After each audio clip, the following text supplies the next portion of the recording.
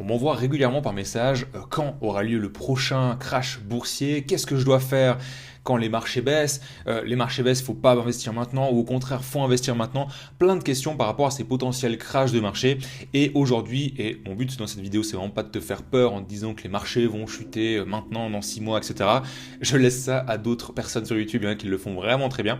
Le but de cette vidéo c'est de revoir deux fondamentaux sur l'investissement en bourse, des fondamentaux qui ont marché sur les 100 précédentes années et qui vont continuer à marcher pour les 100 prochaines années. De sorte à ce que s'il y a un crash ou pas, s'il soit maintenant, dans 2 semaines, dans 6 mois, tu saches exactement quoi faire.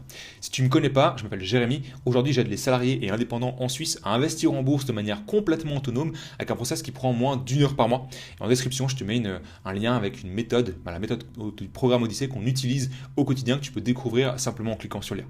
Donc aujourd'hui, les deux fondamentaux qu'on va découvrir, enfin qu'on va revoir ensemble, c'est directement ici, tu vois, on est sur le S&P 500, donc les 500 plus grosses entreprises américaines sur un historique de 100 ans. Souvent, ce que j'entends, c'est ouais, il ne faut pas investir maintenant, il y a un crash qui va arriver. Ou au contraire, on est dans un crash, c'est vraiment pas le moment avec, pour ne pas le citer, Donald Trump au pouvoir, on ne sait pas ce qui va venir, c'est très incertain et c'est justement pas le bon moment. Et ce que je voulais te montrer, c'est juste revoir en fait le marché depuis plus de 100 ans, littéralement, la performance qu'il fait.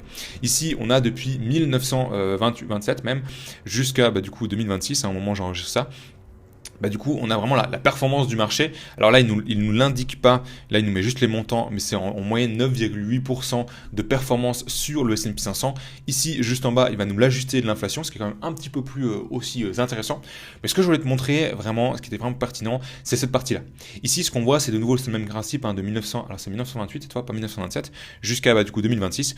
Et en fait, on voit toutes les années en vert, c'est les années de performance. Donc typiquement, 1955, le marché a fait 26% de performance.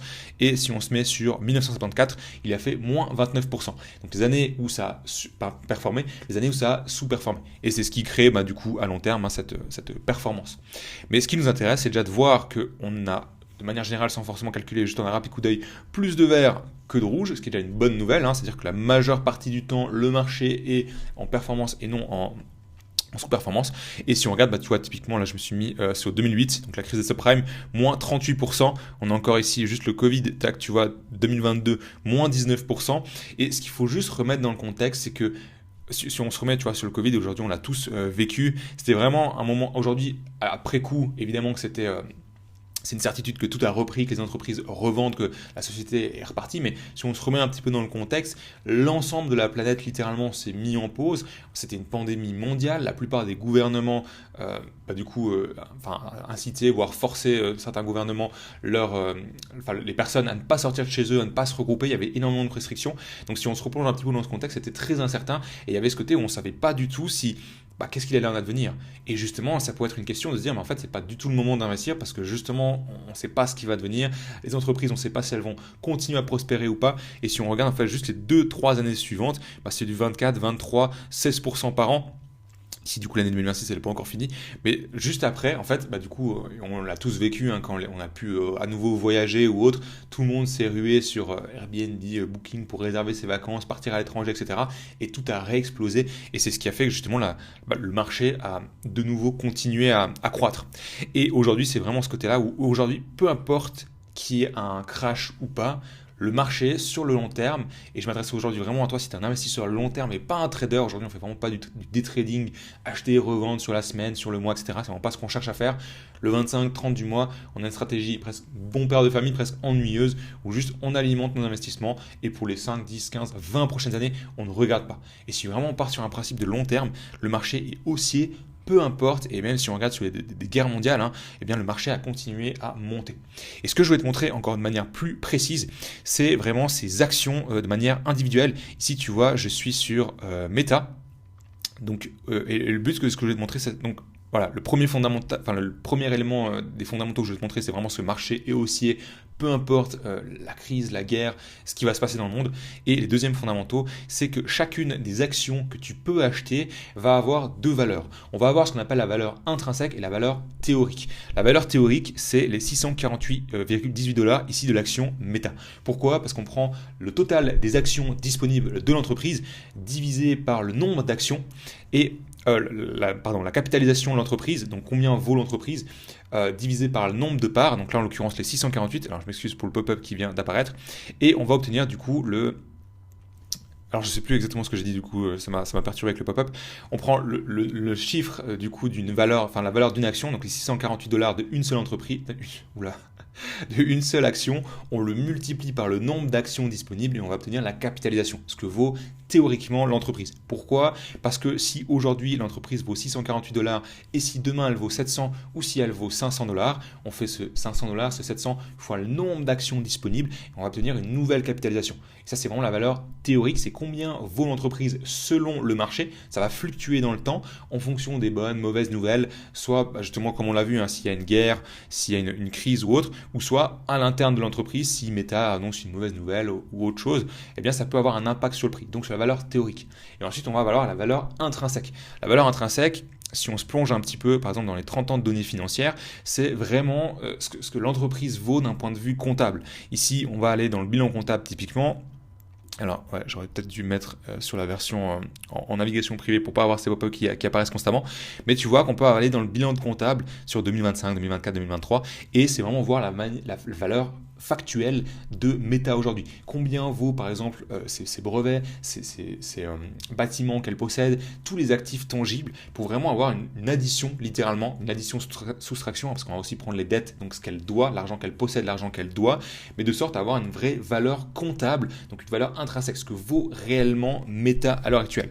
Et ce que je voulais te montrer, c'est qu'on peut voir une distinction du coup entre cette valeur comptable, donc valeur réelle, intrinsèque, et cette valeur du coup théorique. Et c'est exactement ce qu'on voit ici avec ce graphique. Tu vois que la bande noire ici, c'est ce que devrait normalement valoir du coup Meta en fonction de sa valeur comptable à l'instant T. Donc là, je suis du coup en 2026. Si je me mets ici par exemple en 2023, tu regardes la bande noire, elle aurait dû à l'époque valoir 419 dollars et elle s'achetait à un prix de 309 dollars. La bande bleue ici, c'est le réel prix de l'action Meta.